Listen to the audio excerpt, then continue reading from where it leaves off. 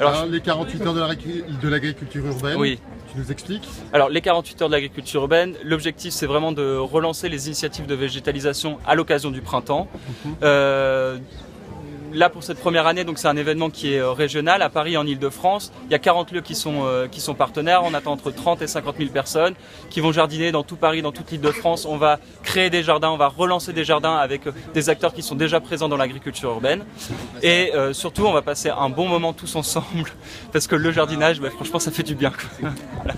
L'avenir de l'agriculture urbaine, c'est quand même impressionnant, le mouvement qui prend forme, etc. Ouais. Je pense qu'il y a un regain de conscience en fait de nos générations. J'y vais en tout cas sur mon avis, c'est-à-dire que dans les années 50 les gens avaient une agriculture vivrière, paysanne, machin, etc. Dans les années 70 les gens étaient très contents de quitter ça et aujourd'hui on le vit en fait d'une autre façon, c'est-à-dire qu'il y a une approche beaucoup plus ludique, il y a une approche beaucoup plus consciente de notre environnement, sur la nécessité du jardinage en ville notamment parce qu'on a aujourd'hui 80% de la population qui est urbaine.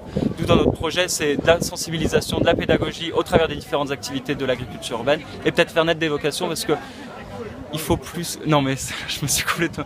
Il faut plus d'emplois en fait dans le monde agricole et on espère que ces initiatives en ville vont générer des vocations aussi dans les territoires plus ruraux parce que si on veut un monde agroécologique, une vraie agriculture, on a besoin de plus de bras dans nos campagnes également.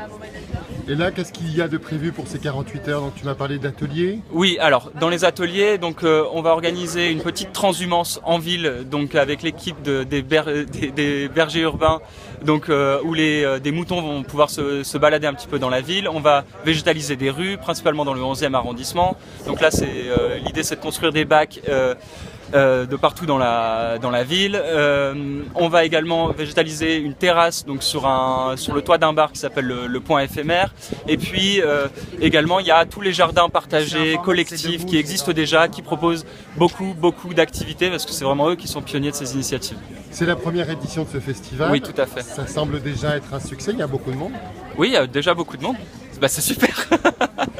La deuxième édition, c'est l'année prochaine alors? Oui, c'est ça. On se donne rendez-vous? Tout à fait. À l'année prochaine.